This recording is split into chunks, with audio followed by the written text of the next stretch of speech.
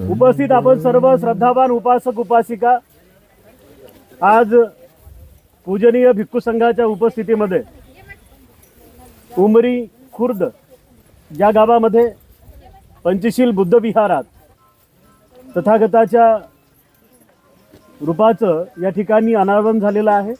बुद्ध मूर्तीची प्रतिष्ठापना झालेली आहे। या कार्यक्रमादरम्यान उपस्थित पूजनीय गुरुवर्य भदंत धम्मसेवकजी महास्थवीर हे आपल्या सर्वांना उपदेश देणार आहेत, धम्मदेशना देणार आहेत। मी आपल्या सर्वांच्या वतीनं पूजनीय गुरुवर्य भदंत धम्मसेवकजी महास्थवीर यांना विनंती करतो की पूजनीय भंतेजींनी आपल्या धम्मदेशने सुरुवात करावी। आपण सर्वांनी दोन्ही हात जोडून 3 वेळेस मोठ्या नजरा साधुकार द्यावा। म्हणा, साधू साधू साधू। नमो तस्स भगवतो अरहतो सम्मा संबुद्धस्स। नमो तस्स भगवतो अरहतो सम्मा संबुद्धस्स। नमो तस्स भगवतो अरहतो सम्मा संबुद्धस्स। संपूर्ण ज्ञानी जीवनमुक्त मनुष्य प्राणी आणि देवतांचे शास्त्रे महान करुणिक भगवान बुद्ध तथागताने बहुजनाच्या हितासाठी, बहुजनाच्या सुखासाठी जो दुःखमुक्तीचा मार्ग दाखवला असा तो धम्म, आणि त्याच धम्म आणि विनयाचं पालन करून जे अनंत झालेत, होत आहेत, भविष्यामध्ये अनंत फलाची प्राप्ती करतील, आणि तोच मनुष्य प्राण्याच्या कल्याणाचा, हिताचा, सुखाचा, दुःखमुक्तीचा मार्ग संपूर्ण विश्वातील मनुष्य प्राण्यांच्या मनपटलापर्यंत पोहोचण्यासाठी सुगत्ताने ज्या संघाची स्थापना केली असा तो पूजनीय भिक्षू संघ, या 3 रत्नांना पहिला प्रथम पंचांग प्रणाम। बोधिसत्व डॉक्टर बाबासाहेब आंबेडकर बुद्ध विहारामध्ये महान कारुणिक भगवान बुद्धाच्या रूपाची स्थापनेच्या निमित्ताने उपस्थित असले सर्व धम्म उपासक उपासिका, बालक आणि बालिकांनो, आज आपण उमरी खुर्द या गावामधील विहारामध्ये महान कारुणिक भगवान बुद्ध यांच्या रूपाची आपण प्रतिस्थापना पूजनीय भिक्षू संघाच्या हस्ते करण्यात आलेली आहे, आणि त्यानिमित्तानं आपण त्या विहारामध्ये शील ग्रहण केलं, त्रिरत्न वंदना घेतली, पूजा पाठही केली। आता आपण त्या विहारामध्ये बुद्ध रूपाची स्थापना केलेली आहे। तर पहिला प्रथम प्रत्येक माणसाला समजून घेतलं पाहिजे, प्रत्येक माणसाने बुद्ध काय आहे। आता बुद्धच जर समजला नाही तर मग आपण कोणाची पूजा करत आहोत, कुणाला शरण जात आहोत, हे आपल्याला करायला मार्ग नाही, आहे का नाही। म्हणून प्रत्येकाने पहिल्यांदा आपलं शरणस्थान काय, आपलं श्रद्धास्थान काय, आपलं पूजास्थान काय, हे समजून घेण्याचा प्रयत्न केला पाहिजे। संसारामध्ये असंख्य असे शरणस्थान आहेत, असंख्य असे शरणस्थान आहेत की ज्या माणसं दुःखातून, शोकातून, भयातून मुक्त होण्यासाठी त्याला ते शरण जातात, पण ते योग्य असं शरणस्थान नाही। म्हणून प्रत्येक माणसाचं पहिलं कर्तव्य आहे की माणसाचं श्रद्धास्थान, माणसाचं शरणस्थान, माणसाचं पूजास्थान हे सम्यक दृष्टीने समजून घेण्याचा प्रयत्न केला पाहिजे। भगवान बुद्धाच्या काळामध्ये कौशल राजा प्रसेनजिताचा अग्निदत्त नावाचा पुरोहित कौशल्य राजा पेसनजिताच्या वडिलाचा तो पुरोहित होता. अगिदत्त त्याचं नाव होतं. कौशल्य राजा पेसनजिताच्या वडिलाचा मृत्यू झाला आणि त्यानंतर अगिदत्त या पुरोहिताने त्यांनी संन्यास घेतला आणि संन्यास घेऊन तो गावोगाव हिंडत होता. तिकडच्या काशी कौशल मगध तिकडच्या त्या राज्यामध्ये हिंडत होता. कोण? अगिदत्त संन्यास घेऊन हिंडत होता आणि तो आपल्या शिष्यांना उपदेश देत होता. काय उपदेश देत होता? पहाडांना शरण जा. पहाड माहीत आहेत तुम्हाला? माहीत आहेत की नाही? पहाडांना शरण जा, नद्यांना शरण जा, बगीचांना शरण जा, मंदिरांना शरण जा. त्यांना शरण गेल्यानंतर माणूस दुःखातून शोकातून भयातून मुक्त होतो. असा तो अगिदत्त आपल्या शिष्यांना उपदेश देत होता. हे भगवान बुद्धाला समजलं आणि भगवान बुद्धांनी आपला शिष्य मोगलॅंड त्यांना सूचना दिली. तो अगिदत्त आपल्या शिष्यांना असा उपदेश देत आहे, तुम्ही जा आणि त्यांना तुम्ही प्रबोधन करा. मोगलॅंड म्हणतात की बनते ते हजारो लोक आहेत, मी एकटा काय करणार? बुद्ध म्हणतात तुम्ही जा, लगेच मी येतो. आणि मग भगवान बुद्धसुद्धा गेले आणि त्या अगिदत्ताला विचारतात की तू तुझ्या शिष्यांना उपदेश कसा करतो? तो अगिदत्त म्हणाला, मी माझ्या शिष्यांना पहाडांना शरण जा, नद्यांना शरण जा, बगीचांना शरण जा, मंदिरांना शरण जा आणि त्यांना शरण गेल्यानंतर तुम्ही दुःखातून शोकातून भयातून मुक्त होतात. हे त्या अगिदत्ताचं बंड ऐकल्यानंतर भगवान बुद्ध म्हणतात की हे काही उत्तम शरणस्थान नाहीत की ज्याला शरण गेल्यानंतर माणूस दुःखातून शोकातून भयातून मुक्त होईल. ज्याला दुःखातून शोकातून भयातून मुक्त व्हायचं असेल त्यासाठी हे उत्तम असे शरणस्थान नाहीत. कोणते? पहाड, नद्या, बगीचे, मंदिरं, आहे की नाही? की जर माणसाला दुःखातून शोकातून भयातून मुक्त व्हायचं असेल तर बुद्ध म्हणता बुद्ध धम्म संघ हे सर्वश्रेष्ठ शरणस्थानं आहेत. त्या अगिदत्ताला उपदेशला बुद्ध म्हणाले की जो मनुष्य बुद्ध धम्म संघाला शरण जातो, चार आर्य सत्य आणि अष्टांगिक मार्गाला चांगल्या तऱ्हेने समजून घेतो. केवळ बुद्ध धम्म संघाला शरण जाऊनच नाही, जो बुद्ध धम्म संघाला शरण जातो, चार आर्य सत्य आणि अष्टांगिक मार्गाला चांगल्या तऱ्हेने समजून घेऊन त्याची भावना करतो, त्याचं आचरण करतो, तो सर्व दुःखातून शोकातून भयातून मुक्त होतो. म्हणून ज्यांना ज्यांना दुःखातून शोकातून भयातूनच नव्हे तर जन्ममृत्यूच्या चक्रातून मुक्त व्हायचं असेल त्या प्रत्येक माणसाने आपलं शरणस्थान बुद्ध धम्म आणि संघ यांना आपलं शरणस्थान म्हणून स्वीकारलं पाहिजे. केवळ बुद्ध धम्म संघाला शरण जाऊन बुद्ध धम्म संघाची पुष्पधूप दीपाने पूजा करून त्यात माणूस दुःखातून मुक्त होत नाही. तर भगवान बुद्धांनी जो दुःखातून शोकातून भयातून मुक्त होण्याचा मार्ग सांगितला त्याला आर्य सत्य अष्टांगिक मार्ग म्हणतात. जो बुद्ध धम्म संघाला शरण जाऊन चार आर्य सत्य अष्टांगिक मार्गाला चांगल्या तऱ्हेने समजून घेऊन त्याची भावना करतो, त्याचं आचरण करतो, तो सर्व दुःखातून शोकातून भयातून मुक्त होतो. म्हणून ज्यांना ज्यांना दुःखातून शोकातून भयातून मुक्त व्हायचं असेल त्यांनी भगवान बुद्धांनी सांगितलेला दुःखमुक्तीचा, शोकमुक्तीचा, भयमुक्तीचा मार्ग समजून घेऊन त्या मार्गाने वाटचाल करण्याचा प्रयत्न केला पाहिजे. आता पहिल्या प्रथम आपण बुद्ध धम्म संघ म्हणतो. हे बुद्ध धम्म संघ काय आहे? ऐक नाही, काही काही कवी आता गाणे म्हणतात आहे की नाही. जसं त्या आईनं म्हटलं, एक कवी म्हणतो, बुद्ध देवा तुझी ज्ञान गंगा. त्याला समजला का बुद्ध? आणि बुद्ध, आपण बुद्धाची वंदना करतो, तिरत्न वंदनेमध्ये बुद्धाचे गुण बघतो. सत्ता देव मनुष्यानं बुद्धो भगवाती.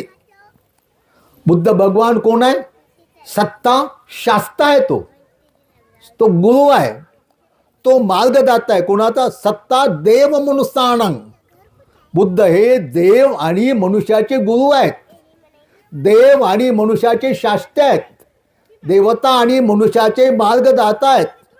दिवसभर त्या श्रावस्तीनगरातील जैतवन महाविहारामध्ये दिवसाला सर्व उपासक उपासिका राज्ये राजवाडे येत असत आणि रात्रीच्या वेळी भगवान बुद्धाच्या दर्शनाला, भगवान बुद्धाचा उपदेश ऐकण्यासाठी देवता येत असत रात्रीच्या वेळी.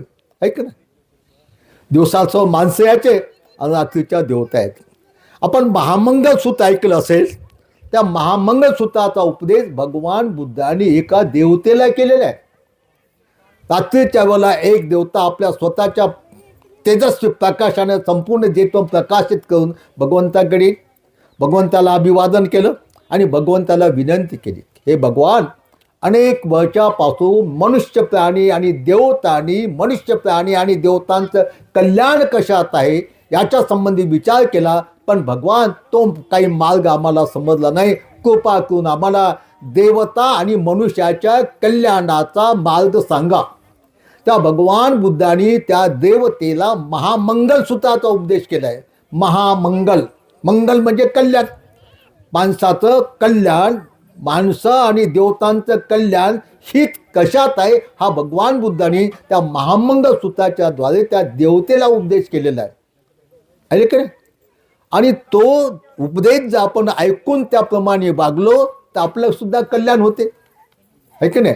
का भगवान बुद्धाचा उपदेश माणसाच्या देवतांच्या कल्याणाचा उपदेश आहे.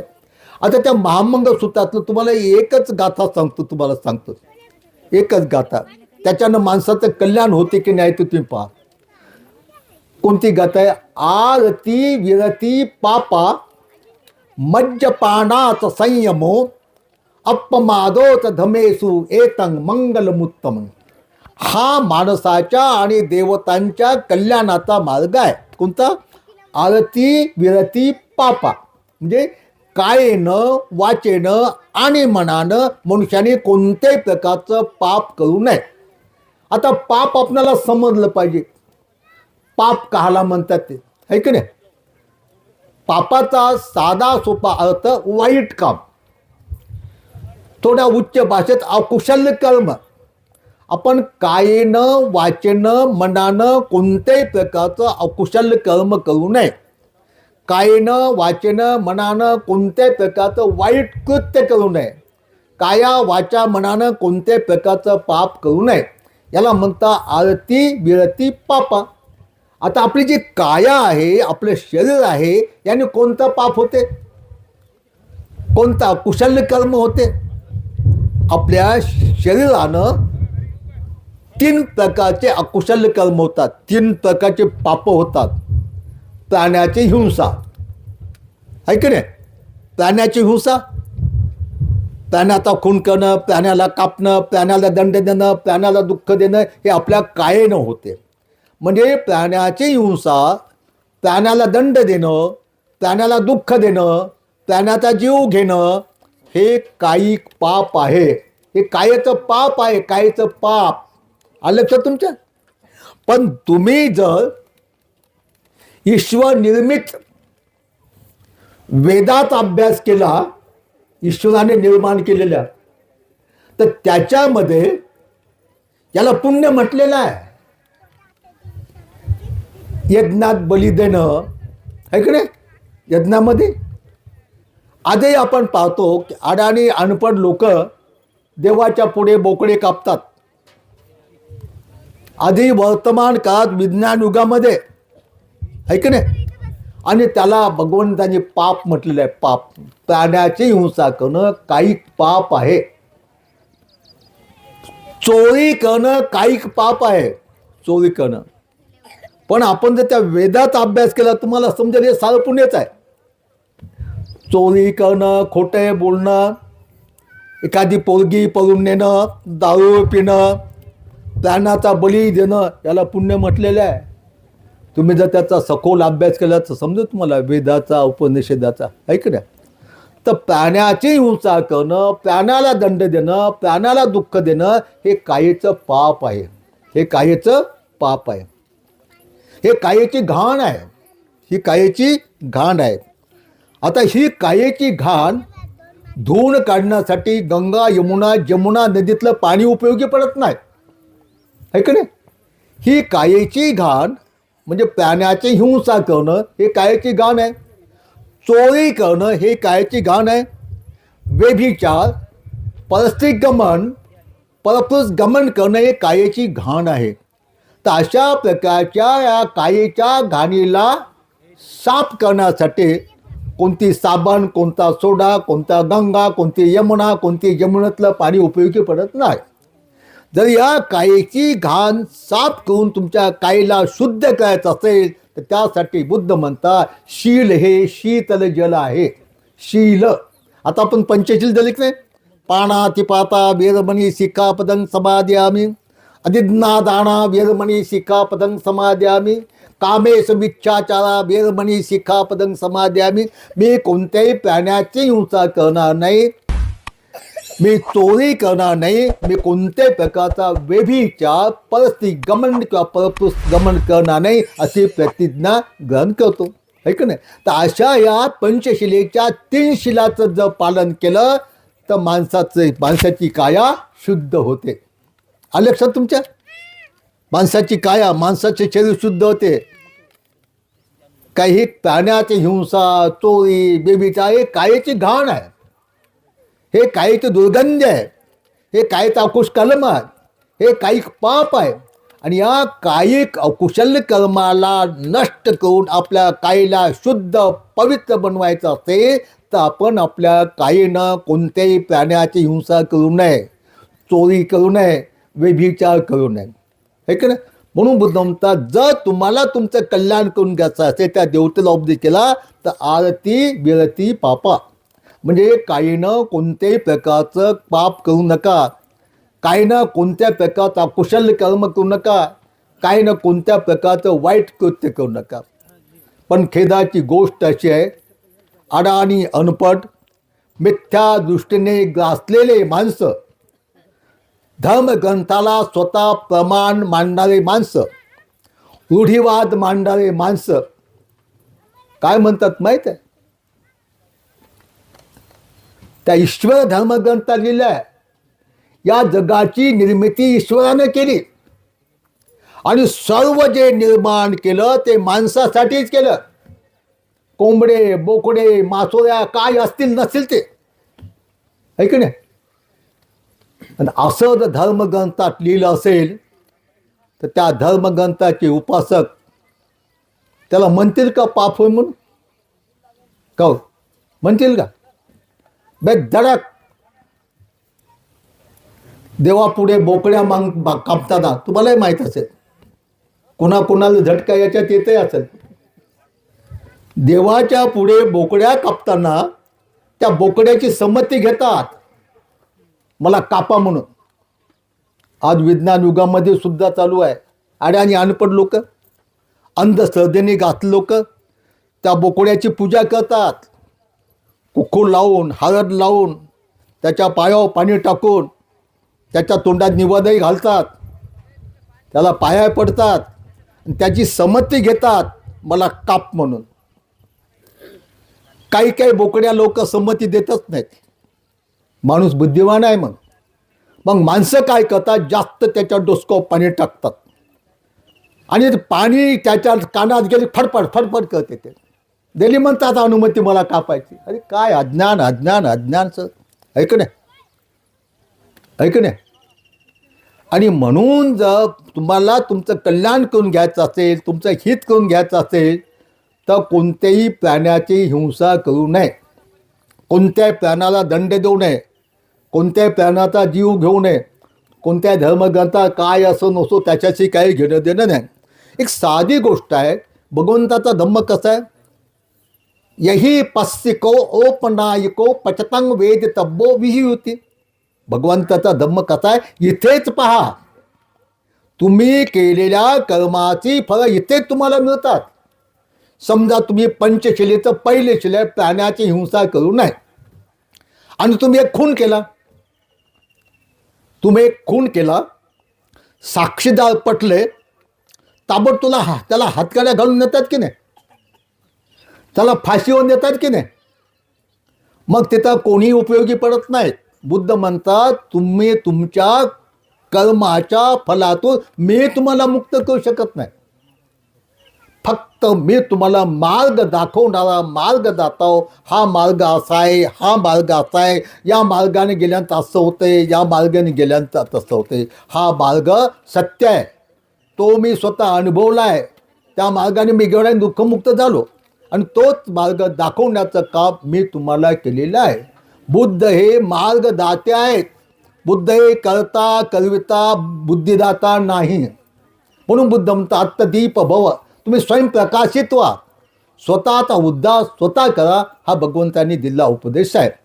आणि म्हणून तुम्हाला तुमचं कल्याण करून घ्यायचं असेल तर भगवान बुद्धांनी त्या देवतेला जो उपदेश केला महामंगलसूत्रामध्ये, त्या उपदेशाला चांगल्या त्यानं समजून घेऊन आपण त्याचं आचरण करण्याचा प्रयत्न केला पाहिजे. आरती विरती पापा, म्हणजे कायीनं वाचेनं मनानं कोणत्याही प्रकारचं वाईट काम करायचं नाही. आता कायेचं अकुशल कर्म कोणतं? थोडक्यात मी तुम्हाला सांगितलं, प्राण्याची हिंसा, चोरी आणि व्यभिचार, आहे की नाही. आणि जर आपण त्या जे काही त्याला धर्म म्हणतात त्याचं जर पाहिलं तर त्याच्यात याला अकुशल कर्म म्हणत नाहीत. का माणसाच्या ती काहीच नाही. ते आत्मवादाचा जर आपण विचार केला, आत्मा आहे तो शाश्वत आहे म्हणत, तो मरतच नाही. त्याला कापलं तर कापल्या जात नाही, कापलं तर इष्टात टाकलं तर तो जळतही नाही.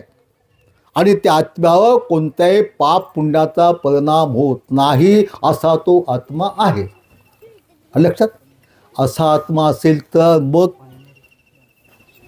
तुम्हाला कापलंही तर तुम्ही कापल्या जात ना, तुमचा आत्मा कापल्या जात नाही ना.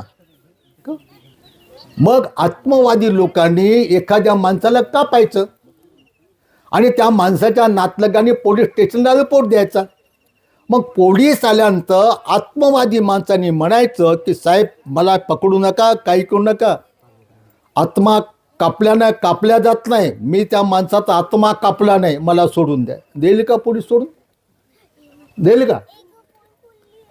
त्या आत्म्याला शिवा देईल आणि त्या आत्म्याचा शोध नावला शिवा देईल आणि त्याला म्हणे पुढे अगोदर हातकाडा घालून त्याला घेऊन जाईल. आत्म्यावर पाप पुण्याचा परिणाम होत नाही असा आत्मा आहे. मग एखाद्या बाईवर बलात्कार केला, आहे का नाही, तिनं पोलीस स्टेशनला रिपोर्ट दिला, पोलीस आले, त्याला पकडून घेऊन झाले, त्याने म्हणावं साहेब मला पकडू नका, आत्म्यावर पाप पुण्याचा काही परिणाम होत नाही, त्याला सोडून देतील का? तर अशा प्रकारच्या ह्या विज्ञानुकामध्ये हे अज्ञान, ही अंधश्रद्धा, हे कर्मकांड, हे ग्रंथस्था प्रमाण मांडणं, याच्या भरोशावर न बसता आपल्या बुद्धीनं त्याचा विचार केला पाहिजे. चांगलं काय, वाईट का, खरं काय, खोटं काय, आपल्या हिताचं आहे का, आपल्या नाशाचं काय.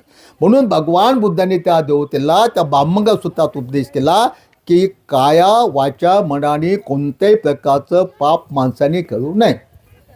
आता वाचिक पाप कोणतं? वाचेचं पाप, खोटे बोलणं, हे वाचेची घाण आहे, घाण आहे का नाही. वाचेची घाण, वाचेची दुर्गंधी म्हणतात. खोटं बोलणं, चहाड्या लावणं, कठोर बोलणं, व्यर्थ बडबड करणं, हे वाचेची घाण आहे, हे वाचेची दुर्गंधी आहे. आणि हे वाचेची घाण सोप खाल्ल्यानं जात नाही, विलायती खाल्ल्यानं जात नाही, कोणत्या नवीन नव्या पुड्या खाल्ल्यानं जात नाही. हे वाचेची घाण नष्ट करायची असेल तर काय केलं पाहिजे? मुस्सा वादा वेरमणी शिखा पदंग समाधी आम्ही, या पंचशिलेच्या तिसऱ्या शिलाचं पालन केलं पाहिजे. मी खोटे बोलणार नाही, टाळ्या लावणार नाही, कोणाची निंदा करणार नाही, कठोर बोलणार नाही, व्यर्थ बडबड करणार नाही, अशी शिक्षा ग्रहण करतो. हे पंचशिलेचं चौथा शील ग्रहण करून त्या शिलाचं पालन केलं तर आपली वाचा शुद्ध होते. आलं लक्षात तुमच्या? आली की नाही लक्षात? आणि मग आपल्या वाचेचा सुगंध जिकडे तिकडे आपण दरवळतो. वाचेचा सुगंध म्हणजे कोणता? शिलाचा सुगंध. आणि म्हणून जर तुम्हाला तुमचं कल्याण करायचं असेल तर भगवान बुद्धांनी त्या देवतेला जो उपदेश केला महामंगलसूत्रामध्ये, त्या उपदेशाला अनुसरून आपण आचरण केलं पाहिजे. काया वाचाने कोणत्याही प्रकारचं वाईट काम करू नये. आता मनाने सुद्धा कोणत्याही प्रकारचं वाईट काम करू नये, पाप करू नये. मन तुम्हाला माहीत आहे का? मन का तर माहीत आहे. मन माहीत नाही, फन माहीत नाही, काहीच नाही, काहीच नाही, काहीच नाही. आहे का नाही? आहे का नाही? तुम्हाला मन आहे का? हा, कोणाकोणा मन आहे? हात वर करा बरं. पण ते लहान पोरग्यानं हात केला बा, त्याला समजत नव्हतं. यायला एकालाही मन नाही. आता काय करा आता का? आणि सर्व व्यवहाराचं उगमस्थान मन आहे. मन मुख्य आहे, मुख्य. बाकीचे आपले इंद्रिय काहीच करू शकत नाही. डोळ्याने दिसत नाही, कानानं ऐकू शकत नाही, नाकानं कोणता गंधही समजत नाही, जिभेने रसाई करता येत नाही, समजत नाही. की जेव्हा आपण आपल्या शरीरात आपले जे 6 इंद्रिय आहेत, डोळे, नाक, कान, जिव्हा, काया, आहे का नाही, हे आपले इंद्रिय त्या इंद्रियाला स्पर्श करतात. आलं लक्षात? आता हा कपडा आहे, याला रूप म्हणतात. हा कपडा, आता मी या कपड्याकडे पाहिलं, आहे की नाही? या कपड्याकडे पाहिल्यानंतर माझं मन जर इकडं नसल, त्या मोरावच्या विहाराकडे गेला असेल तर माझ्या समोर असलेला कपड्या दिसत नाही. लक्षात तुमच्या? डोळ्यांनी त्या रूपाला स्पर्श केल्यानंतर जेव्हा चक्षुविज्ञान उत्पन्न होईल, चक्षु म्हणजे डोळा, विज्ञान म्हणजे मन, तेव्हा समोरचं रूप दिसते, नाही दिसत नाही. लक्षात तुमच्या? म्हणून भगवान म्हणतात मन हे सर्व व्यवहाराचं उगमस्थान आहे. जो मनुष्य वाईट मनानं बोलतो, वाईट मनानं चालतो, वाईट मनानं कृत्य करतो, त्या माणसाच्या पाठीमागे दुःख तसं लागते की बैलगाडीला जुंपलेल्या बैलाच्या पायाचा पाटला गाडीचे चाकं करतात. बैल पुढे चाकं मागं, बैल पुढे चाकं मागं. दुःख त्या माणसाचा असा पाठला करते. जन्मांतर जन्मांतर, जन्मांतर, आहे का नाही? की जोपर्यंत त्या माणसाचं मन शुद्ध होत नाही तोपर्यंत, आहे का नाही? म्हणून तर बुद्ध म्हणतात सचित पर्योदपनंगेतं बुद्धान शासन. आपल्या मनाला शुद्ध करा, आपल्या मनाला पवित्र बनवा, ही बुद्धाची शिकवणूक आहे. आणि म्हणून जर सर्व मनुष्य प्राण्याला आपलं कल्याण करून घ्यायचं असेल तर भगवान बुद्धांनी त्या देवतेला महामंगलसूत्रामध्ये जो उपदेश केला तो उपदेश समजून घेऊन त्याप्रमाणे आपण वागण्याचा प्रयत्न केला पाहिजे. आरती विरती पापा म्हणजे काया वाचा मनानं कोणत्याही प्रकारचं वाईट काम माणसाने करू नये. आपण काया आणि वाचेचं वाईट काम पाहिलं आपण. आता मनाचं काम आहे. मनानं कोणतं काम होते? लोभ, द्वेष, मोह, राग हे मनाची घाण आहे. हे मनाचं पाप आहे. हे मनाचे क्लेश आहे. राग मनात येतो. राग कुठे येतो? मनामध्ये. द्वेष मनामध्ये येते, लोभ मनामध्ये येते, मोह मनामध्ये येते. आणि मग ते रागयुक्त, द्वेषयुक्त, लोभयुक्त, मोहयुक्त मन बाकीच्या इंद्रियाला आदेश देते. लक्षात तुमच्या? तुमच्या घरात एक शिदाचं कोंबड्या आलं तुमच्या घरात, त्या कोंबड्याबद्दल तुमच्या मनात द्वेष उत्पन्न झाला. मग मन आदेश देतं हाताला काठी घेऊन हाण त्याला. लक्षात? म्हणजे मनाचं पाप कोणतं आहे? मनाचं वाईट कृत्य कोणतं आहे? राग, द्वेष, लोभ आणि मोह. आणि म्हणून माणसाने राग, द्वेष, लोभ आणि मोहातून मुक्त झाले पाहिजे. राग ही अग्नी आहे. अग्नी, राग ही अग्नी आहे. अग्नी. द्वेष है की नाही. आणि म्हणून जर प्रत्येक माणसं आपलं आपलं कल्याण करायचं असेल तर त्या प्रत्येक माणसाने भगवान बुद्धांनी माणसाच्या कल्याणासाठी, देवांच्या कल्याणासाठी उपदेश केला. तो उपदेश समजून ठेवून त्याप्रमाणे वागलं पाहिजे की काया वाचा मनानं कोणत्याही प्रकारचं माणसाने पाप करू नये, कोणत्याही प्रकारचं वाईट काम करू नये. आणि त्यासाठी सकाळ आणि संध्याकाळला प्रत्येक माणसाने पंचशील ग्रहण केलं पाहिजे.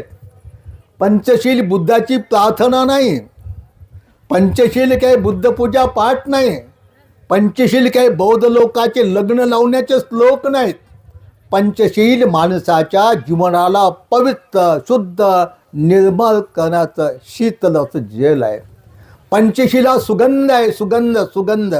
पंचशील काय? सुगंध आहे का नाही.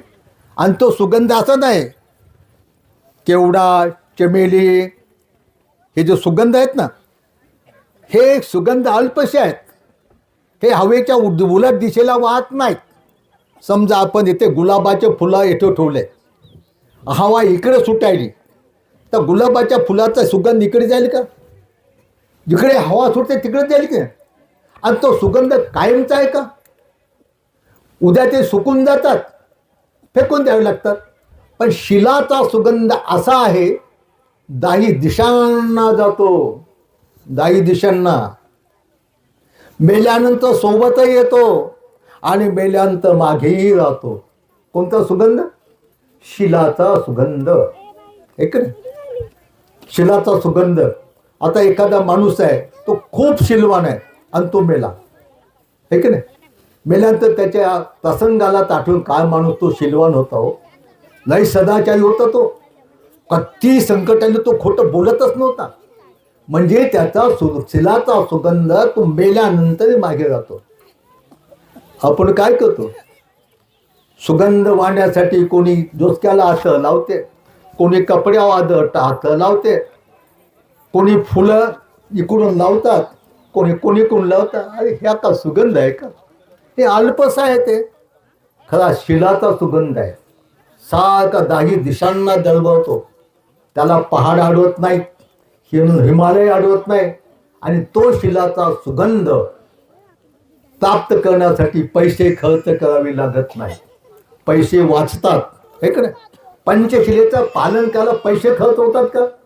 प्राण्याची हिंसा करायची नाही, चोरी करायची नाही, व्यभिचार करायचं नाही, खोटं बोलायचं नाही, चाड्या लावायचं नाही, कठोर बोलायचं नाही, व्यर्थ बडबड करायचं नाही, राग, द्वेष, लोभ, मोह करायचा नाही. तर हे असं वागण्यासाठी पैसे लागतात का? नाहीत लागत. साधी एक पुडी जे घ्यायची असते ना, किंवा एखादी विलायती, जितकी विलायती घ्यायची असते त्या एखादा रुपया लागतो की नाही. पण असा काही सुगंध आहे की तो सुगंध संपूर्ण दाही दिशाला दळवतो, जिवंत असताना दळवतो आणि मेल्यानंतरही मागे राहतो. आणि म्हणून प्रत्येकाने हे जे भगवंतानी दिलेलं शील आहे, त्या शिलाचा अर्थ समजून घेऊन त्याप्रमाणे वागण्याचा प्रयत्न केला पाहिजे. आता शिलाचा सुगंध, शील हे सुगंधच नाही, शील हे आभूषण आहे. आभूषण दागिना आहे. दागिना माहिती आहे ना? आभूषण, दागिना सर्वश्रेष्ठ रत्न आहे. आता बुद्ध म्हणजे काय? बुद्ध म्हणजे काही नसून दुःखातून मुक्त होण्याचा मार्ग म्हणजे बुद्ध आहे. दुःखातून मुक्त होण्याचा मार्ग म्हणजे बुद्ध. आणि तो दुःखातून मुक्त होण्याचा मार्ग कोणता आहे? तो मार्ग आहे अष्टांगिक मार्ग. अष्टांगिक मार्ग म्हणजे काय? सम्यक दृष्टी, सम्यक संकल्प, सम्यक वाचा, सम्यक कर्मान, सम्यक आजीविका, सम्यक व्यायाम, सम्यक स्मृती आणि सम्यक समाधी, याला अष्टांगिक मार्ग म्हणतात. आणि अष्टांगिक मार्गाचं संक्षिप्त रूप काय? शील, समाधी, प्रज्ञा. सम्यक दृष्टी आणि सम्यक संकल्प याला प्रज्ञा म्हणतात. प्रज्ञा, विशुद्ध ज्ञान. सम्यक वाचा, सम्यक कर्मान, सम्यक आजीविका याला शील म्हणतात. शील म्हणजे सदाचार.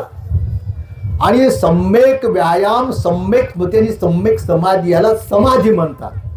तर अष्टांगिक मार्ग म्हणजे शील, समाधी, प्रज्ञा. आणि अष्टांगिक मार्गाला दुःखमुक्तीचा मार्ग म्हणतात. त्या अष्टांगिक मार्गाला निर्वाण प्राप्तीचा मार्ग म्हणतात. अष्टांगिक मार्गाला निष्पाप निष्कलंकित जीवन जगण्याचा मार्ग म्हणतात आणि अष्टांगिक मार्गालाच बुद्ध म्हणतात. आलं तुम्हाला बुद्ध म्हणजे काय ते? बुद्ध म्हणजे दुःखातून मुक्त होण्याचा मार्ग, सुख शांतीचा मार्ग, माणसाला माणूस म्हणून जीवन जगण्याचा मार्ग, जन्म मृत्यूच्या चक्रातून मुक्त होण्याचा मार्ग, त्याला बुद्ध म्हणतात. तो मार्ग कोणता आहे? हा शील समाधी प्रज्ञा. लक्षात तुमच्या? दुःखमुक्तीचा मार्ग, सुख शांतीचा मार्ग, निर्वाण प्राप्तीचा मार्ग, शील समाधी प्रज्ञा. शील समाधी प्रज्ञेला बुद्ध म्हणतात. आणि बुद्धाने जगाला जे शिकवलं त्याला धम्म म्हणतात. बुद्धाने जगाला जो काही उपदेश दिला त्या बुद्ध वचनाला, त्या बुद्ध सुभाषिताला धम्म म्हणतात. बुद्धाने कोणत्या जगाला उपदेश दिला? अनेक कथा, अनेक गोष्टी, अनेक प्रसंग सांगत सांगत सांगत त्यांनी कोणता उपदेश दिला? हा शील समाधी प्रज्ञेचाच दिला. याच्याशिवाय बुद्धाने काही सांगितलेलं नाही. आणि ते आता होऊन गेल्या बुद्धानेच तो उपदेश केलेला नाही. आनंद भिक्षूंनी एकदा भगवान बुद्धाला प्रश्न विचारला होता, भगवान तुम्ही तुमच्या अगोदर झालेल्या 27 बुद्धाचा इतिहास सांगितला, त्यांचे नावं, त्यांचे आई वडील, त्यांचे पटशिष्य, बुद्धत्व प्राप्तीचे ठिकाणं, त्यांच्या महापरिनिर्वाणाची ठिकाणं सांगितले. पण प्रत्येक बुद्धाची शिकवणूक काय होती हे मात्र सांगितले नाही. सिद्धार्थ गौतम बुद्धांनी आपल्या पूर्वजन्मान स्मृती या विद्येच्या सहाय्याने आपल्या अगोदर झालेल्या 27 बुद्धाचा इतिहास सांगितला होता. आनंदाने प्रश्न विचारला होता, त्यांचा सर्व इतिहास सांगितला, पण प्रत्येक बुद्धाची शिकवणूक काय होती हे मला तुम्ही सांगितलंय, ते कृपा करून सांगा. त्या बुद्धाने उपदेश केला, सब पापस्स करणं कुशलस उपसंपदा सचित पर्योदपनं एतं बुद्धान शासनं. एतं बुद्धान शासनं ही बुद्धाची शिकवणूक आहे. हे बुद्धाचं शासन आहे. जे भूतकाळात होऊन गेलेले बुद्ध, वर्तमान काळात सध्या नाहीत बुद्ध, भविष्य काळामध्ये जे बुद्ध होते त्या सर्व बुद्धाची ही शिकवणूक राहणार आहे. सब पापस्स अकरणं म्हणजे कायनं वाचनं मनानं कोणत्याही प्रकारचं पाप करू नये. कुशलस्स उपसंपदा काया वाचा मनाने माणसाने पुण्यकर्म केलं पाहिजे. पुण्यकर्म पुण्यकर्म काहाला म्हणतात लोक माहीत आहे? पुण्यकर्म सांगा बरं, एखादं कोण हात वर कर. पुण्यकर्म काहाला म्हणतात? तुम्ही सर्व माहीत आहे. बऱ्याचशा याच्यातून ते पुण्यकर्म करत असतील. काहीच मी तुम्हाला म्हणत नाही. सांगा ना पुण्यकर्म काला काला म्हणतात? गंगा नदीत आंघोळ करणं पुण्यकर्म हे की नाही? आता एखादं ऊसाचे शेत असलं, ऊसाचं शेत माहिती आहे की तुम्हाला? तुम्ही कापाय कधी काही गेले असते, ते ऊस कापताना ऊस लावताना काय करतात? ते देव बनवतात गोट्याचे, त्याला शंदूर लावतात, नारळ फोडतात आणि तेव्हा ते कापतात. आज विज्ञान युगामध्ये ऐक. तर त्यासाठी पुण्यकर्म कोणतं, पापकर्म कोणतं समजलं पाहिजे. ऐक मी तुम्हाला सांगितलं, पापकर्म कायचं पाप कोणतं, वाचेचं काम पाप कोणतं, मनाचं पाप कोणतं. तर बुद्धाने सिद्धार्थ गौतम बुद्धाच्या अगोदर जे बुद्ध झालेत, याच्यानंतर जे बुद्ध होते त्या सर्व बुद्धाची शिकवणूक सिद्धार्थ गौतम बुद्धाने आनंदाला सांगितली. सब पापस्स करणं कुशलस उपसंपदा सचित पर्योदपनं एतं बुद्धान शासनं. काया वाचा मनाने कोणत्याही प्रकारचं पाप करू नये. काया वाचा मनाने नेहमी माणसाने कुशल कर्म केलं पाहिजे आणि आपलं जे मन आहे त्या मनाला शुद्ध केलं पाहिजे. ही बुद्धाची शिकवणूक आहे. ही बुद्धाची शिकवणूक आहे. कोणते बुद्ध उत्पन्न झाले हीच बुद्धाची शिकवणूक आहे. आणि म्हणून जर तुम्हाला सुख शांती समाधान प्राप्त करून घ्यायचं असेल, तर तुम्हाला स्वतःचं कल्याण करून घ्यायचं असेल, तर भगवान बुद्धांनी त्या देवतेला जो उपदेश केला महामंगलसूत्रामध्ये, आरती विरती पापा, काया वाचा मनानं कोणत्याही प्रकारचं पाप करू नये, कोणत्याही प्रकारचं वाईट काम करू नये, काही न प्राण्याची हिंसा करू नये, चोरी करू नये, व्यभिचार करू नये, वाचेनं खोटं बोलू नये, कुणाची निंदा करू नये, कठोर बोलू नये, व्यर्थ बडबड करू नये, मनानं राग द्वेष लोभ आणि मोह करू नये. आहे की नाही? हे आता समजून घेतलं तर राग काला म्हणतात, तुम्हाला राग माहीत नाही काला, द्वेष काला म्हणतात, लोभ काला म्हणतात, मोह काला म्हणतात, हे समजून घेतलं पाहिजे. तुम्हाला ते माहीतच नाही ते. आहे की नाही? राग म्हणजे आपण डोळे ताणतो त्याला राग बुद्धांनी म्हटलं नाही, कडकडत दात खावतो त्यालाही राग बुद्धांनी म्हटले नाही, अशा हट्टाच्या मुठी बघतो त्यालाही बुद्धांनी राग म्हटलंय. रागाचा अर्थ काम वासना, विषयी वासना, रूपाबद्दल आसक्ती, शब्दाबद्दल आसक्ती, रसाबद्दल आसक्ती, गंधाबद्दल आसक्ती, स्पर्शाबद्दल आसक्ती, याला राग म्हटलेला. राग काम, राग काम वासना. आणि बुद्ध म्हणतात नथी राग समो अग्गी, नथी काम समो अग्गी. या काम वासनेसारखं अग्नीच नाही दुसरं कोणता. आपणाला वाटते का ही अग्नी आहे म्हणून? वाटते का? वाईट वाटत नाही. त्याच्यात उड्या मारतो आपण. ती अग्नी पुढे, ती धरायला पाठीमागे आपण. अग्नी पुढे आपण धरायला पाठीमागे. अग्नीला कोटाळून धरतो आणि त्याच्यात आपण सुख मानतो. आहे का नाही? त्याला अग्नी म्हणतात. कामाग्नी, द्वेष. आहे का नाही? कामवासना, द्वेष, मोह. आहे का नाही? हे सर्व मनाचे मळ आहेत. आणि म्हणून जर आपल्याला आपलं कल्याण करून घ्यायचं असेल तर आपण काया वाचा मनानं कोणत्याही प्रकारचं अकुशल कर्म करू नये, कोणत्याही प्रकारचं पाप कर्म करू नये. आणि म्हणून सकाळ संध्याकाळला प्रत्येक माणसाने पंचशील ग्रहण केलं पाहिजे. पंचशील ग्रहण करून त्याप्रमाणे वागण्याचा प्रत्येक माणसाने प्रयत्न केला पाहिजे. हा माणसाचा आचरणिक धर्म आहे. त्याच्यात जात नाही, धर्म नाही, पंथ नाही, समाज नाही, देश नाही, विदेशी नाही. माणसात कोणत्याही प्रकारची जात नाही. आहे का नाही? जात प्राण्यामध्ये आहे, पशुमध्ये आहे, कीटकामध्ये आहे, झाडाझुडपामध्ये. माणसात कोणत्याही प्रकारची जात नाही. आहे का नाही? कोणत्याच प्रकारची माणसात जात नाही.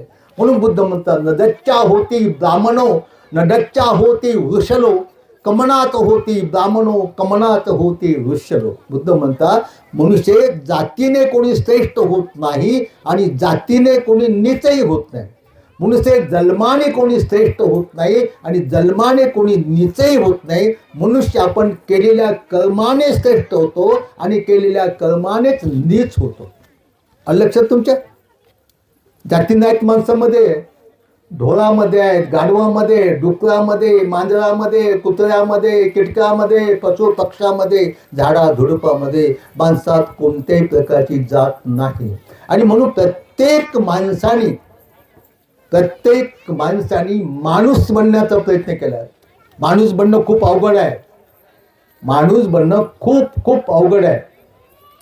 म्हणून तर भगवान बाबासाहेबांनी माणूस बनण्यासाठी हा मानव धर्म आपल्याला दिलेला आहे.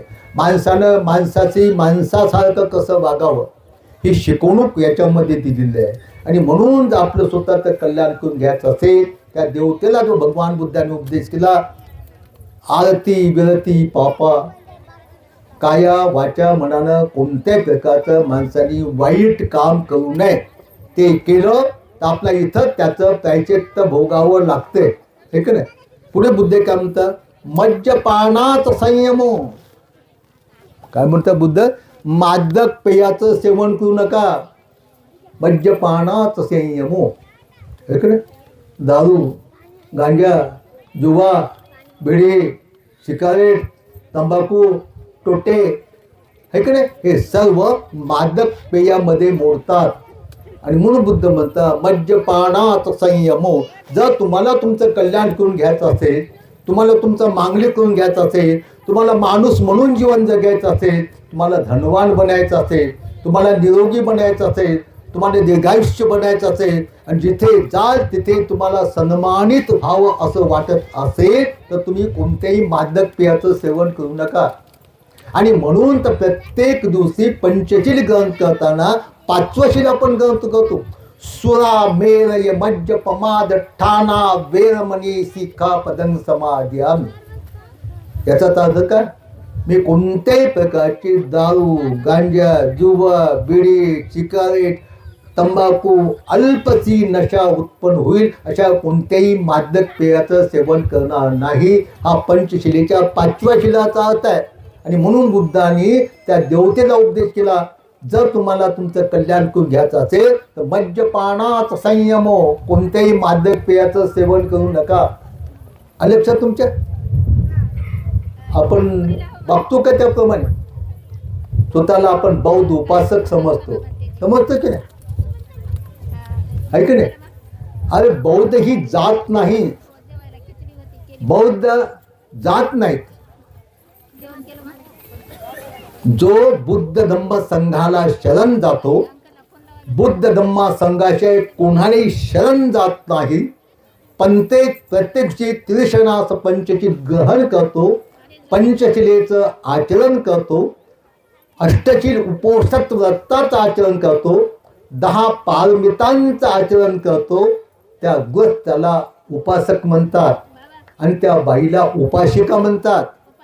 बौद्ध म्हणजे ज्ञानी माणूस. पाहिजे तुम्हाला बौद्ध संत हळून आमच्याकडे येतात, काही काही निळ्या टोप्या घालून, दंडावर बुद्धाचं चित्र कोरलेले. त्याला विचारतो, तू कोण आहे? जय भीम वाला आनंद रूपी गेला. अरे बौद्ध हा ज्ञानी माणूस असतो.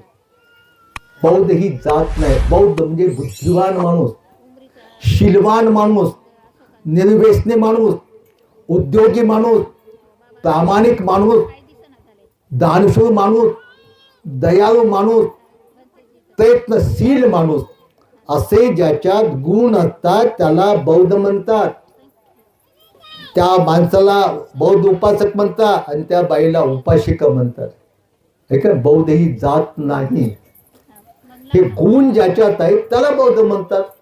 बुद्धिवान माणसाला, आपण तंबाखू खातो, भगवान बुद्धाने एक महत्वाचा सिद्धांत शोधला, त्याला प्रत्यक्ष समुत्पाद सिद्धांत म्हणतात. त्याचा साधा सोपा अर्थ आहे कार्य कारणी भाव. प्रत्येक कार्याला कारण असते. लक्षात तुमच्या? तंबाखू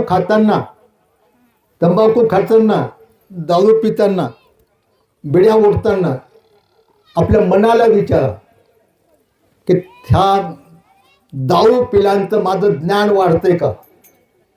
बाकी कोणाला विचारायचं नाही. बुद्धांनी सांगितलं, हत्तदीप बघ स्वयंप्रकाशित व्हा. स्वतःच्या मनाला विचारा, दारू पिल्यानंतर माझं ज्ञान वाढते का? दारू पिल्यानंतर माझं धन वाढते का? दारू पिल्यानंतर माझे आयुष्य वाढते का? दारू पिल्यानंतर मी निरोगी राहतो का? दारू पिल्यानंतर माझा जिथे जाईल तिथे सन्मान होतो का?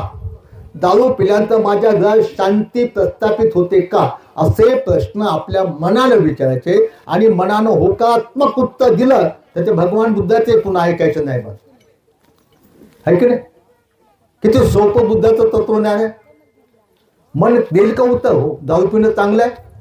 येतं कोणी पिता ते त्यांनी मनालाच विचारते. मन असं म्हणल सुटत ना, हो सुटतच नाही काय करू असं म्हणत नक्की, पण दारू पिणं चांगलं आहे असं म्हणत नाही. अरे बाबासाहेबांनी मोठ्या कष्टाने तर हातावर शिळ ठेवून तुम्हाला माणूस म्हणून जीवन जगण्यासाठी हा मानव धम्म दिलेला आहे. आणि म्हणून आपण तंतोतंत त्या पंचशिलेचं पालन करण्याचा प्रयत्न करा. आणि पंचशिलेमध्ये सर्वात महत्वाचं शिला आहे शेवटचं, सुरा मेळय मज्ज पमाद ठाणा वेळमणी शिखा पदंग समाध्या. दारू, गांजा, जुवा, बिडी, शिकारे, तंबाखू, टोटा कोणत्याही नशिली वस्तूचं सेवन करू नये. हे पंचशिलेच्या 5व्या शिलेचं महत्त्वपूर्ण आहे. या 5व्या शिलाचा जर तुम्ही भंग केला तर बाकीचे 6 शिलं भंग पावतात, वरचे 40 शिलं भंग पावतात. दारू पिणारा हे का नाही, त्याला किती चांगलं गोड खाऊ घाला, खाता येत नाही. त्याला काय पाहिजे तुम्हाला माहित आहे. त्याला काय काय दारू पिणारा हिंसाही करतो, दारू पिणारा खोटही बोलतो. पण तुम्ही पिता खोटे बोलतो, तो हिंसा करतो, खोटं बोलतो, व्यभिचारही करतो आणि चोरीही करतो. म्हणजे दारू पिणारा माणूस म्हणजे जो पाचव्या शिलाचा भंग करतो तो सर्व समोरच्या 40 शिलाचा भंग करतो. आणि म्हणून आपण कोणत्याही मादक पेयाच्या अधीन जाऊ नका. पण तुम्ही कसं आहे, रस्त्याने जाताना पण दारू लई झाली तर कसं होते त्याच्यात, कुठेही पडते गाढवासारखा. तो आरक्षित, त्याचं कुटुंब आरक्षित, हे का नाही. तो नाचतो. आता बाबासाहेबाची जयंती जवळ आली, आतापासून सुरू आहे वर्गण्या जमा करायच्या. वर्गण्या जमा करून काय करतात, डीजे लावतात, डीजे. आणि डीजे लावल्यानंतर काय करतात, दारू पिऊन नाचतात. समजलं बाबासाहेब तुम्हाला? अरे बाबासाहेब म्हणजे काय, बाबासाहेब एका आपल्या भाषणात म्हणाले होते, मी भिवाचा इतका मोठा काळ घालो. बाबासाहेबांनी 3 कारणं सांगितले. बाबासाहेब म्हणतात माझे 3 दैवत होते आणि त्या 3 दैवताची सारखी मी आराधना करू, ध्यान मनन चिंतन करून त्याच्यातून मी इतका मोठा झालो. कोणते दैवत होते बाबासाहेब माहित आहे? पहिलं दैवत विद्या. पहिलं कोण होतं? विद्या. दुसरं शील आणि तिसरं स्वाभिमान. बाबासाहेब म्हणजे विद्या, बाबासाहेब म्हणजे शील, बाबासाहेब म्हणजे स्वाभिमान. आणि बाबासाहेबाच्या जयंतीच्या दिवशी आपण दारू पिऊन नाचतो. हा शिलाचा भंग नाही का? हा शिलरूपी बाबासाहेबाचा खून नाही का तो? बाबासाहेबांनी एकदा भाषणात म्हटलं, माझा मान सन्मान सत्कार करण्यापेक्षा मी तुमच्या कल्याणासाठी जो मार्ग दाखवला त्या मार्गाने जाऊन तुमचं कल्याण करून घ्या, हेच माझं स्वागत आहे, हेच माझा आदर सत्कार आहे. आणि म्हणून प्रत्येक माणसाने आपल्या हिताचा, सुखाचा, दुःखमुक्तीचा मार्ग कोणता आहे हे समजून घेऊन त्याप्रमाणे आचरण करण्याचा प्रयत्न केला पाहिजे. आता एक दारू म्हणतो ना, एक पण दारूला काय म्हणतात माहित आहे? ईश्वर धर्म ग्रंथामध्ये ते एक रत्न आहे, रत्न एक. देव आणि दैत्यानं समुद्राचं मंथन केले, त्याच्यातून काही रत्न निघाले, त्यातलं एक रत्न आहे दारू. प्यानं रत्न अंगावर टाकून कसं होते ते, किती शोभून दिसते माणूस ते. अज्ञान, अंधश्रद्धा, कर्मकांड, रूढीवाद, परंपरा, ग्रंथसुद्धा प्रमाण म्हणून संपूर्ण विज्ञान युगामध्ये माणसं मातीत चाललेली आहे. ते स्वतःला बौद्ध म्हणतो, त्याच्यासाठी योग्य नाही. लक्षात का बिड्या ओढायच्या? आपण बुद्धिवादी माणसं आहो ना, आपण ज्ञानी माणसं आहोत की नाही. तर तंबाखाच्या पुढीवर काय लिहिलेलं आहे कंपनीनं? तंबाखू खाल्ल्यानंतर तोंडाचा कॅन्सर होतो, मरणांतिक वेदना होतात, लिहिलेलं असतं नाही त्या पुढं. ज्याला लिहिता येत नाही त्याला ते पाहायला तोंड सडलेलं चित्र त्या पुढीवर आहे. तंबाखू खाल्ल्यानंतर असं तोंड सडते. हे दैववादी लोकांनी खाल्लं तर ठीक आहे, पण बुद्धिवादी जे माणसं आहेत त्यांनी खाणं हे वाईट आहे. बुद्धिवादी माणसाने, ज्ञानी माणसाने, निर्व्यसनी माणसाने. तर अशा तऱ्हेनं त्या देवतेला भगवंताने त्या महामंग सूत्रात उपदेश केला, माणसाच्या देवतेच्या कल्याणाचा. आरती विरती पापा मज्जपानाच संयमू अपमादोत धमेसू एतन मंगलमुत्तम. काया वाचा मनानं कोणत्याही प्रकारचं माणसाने पाप करू नये, कोणत्याही मादक पेयाचं सेवन करू नये. तर अशा प्रकारचा आपल्या कल्याणाचा, सुखाचा हा मार्ग आहे. आणि अशा प्रकारचं हे माणसाच्या हिताचं, सुखाचं, दुःखमुक्तीचं, माणूस म्हणून जीवन जगण्याचं ज्ञान शिकण्याचं, शिकवण्याचं, समजून घेण्याचं, त्याच्यावर ध्यान मनन चिंतन करण्याचं माध्यम म्हणजे बुद्ध विहार आहे. लक्षात तुमच्या? बुद्ध विहार हे मंदिर नाही, पूजापातीचं ठिकाण नाही. भगवान बुद्धांनी माणसाच्या कल्याणासाठी, माणसाच्या हितासाठी, माणसाच्या सुखासाठी जो मार्ग दाखवला तो मार्ग शिकण्याचं, शिकवण्याचं, समजून घेण्याचं, त्याच्यावर ध्यान मनन चिंतन करण्याचं ठिकाण म्हणजे बुद्ध विहार. बुद्ध विहाराचा अर्थ काय होतो? विहार म्हणजे वास्तव्याची जागा, निवासाची जागा, आहे का नाही? विहार म्हणजे निवासाची, राहण्याची जागा. बुद्ध विहार, जेथे बुद्ध विहार करतात, जिथे बुद्ध राहतात त्याला बुद्ध विहार म्हणतात. आलं लक्षात तुमच्या? आलं का लक्षात? बुद्ध विहार म्हणजे काय? जिथे बुद्ध निवास करतात, बुद्ध राहतात, बुद्धाचं वास्तव्य आहे, त्याला बुद्ध विहार म्हणतात. विद्यालय म्हणजे काय? आलय म्हणजे घर. विद्यालय म्हणजे विद्येचं घर, जिथे विद्या शिकवल्या जाते, शिकल्या जाते, त्याच्यावर ध्यान मनन चिंतन केलं जाते, त्याला विद्यालय म्हणतात. तसं बुद्ध विहार म्हणजे जिथे बुद्ध निवास करतात, वास्तव्य करतात, त्याला बुद्ध विहार म्हणतात. आणि बुद्ध म्हणजे काय मग? बुद्ध म्हणजे काय माहिती आहे? बुद्ध म्हणजे शील समाधी प्रज्ञा. बुद्ध म्हणजे ते मिरवणुकीतून आणलेला आणि तिथं बसवलेला बुद्ध नाही बरं. आलं लक्षात तुमच्या?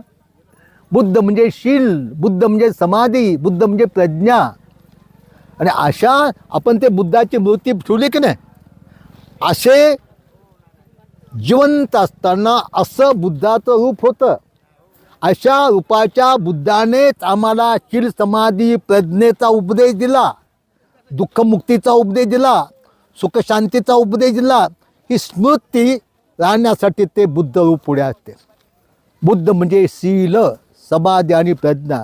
म्हणून त्या विहारामध्ये दररोज शील ग्रहण केलं पाहिजेत, है की नाही?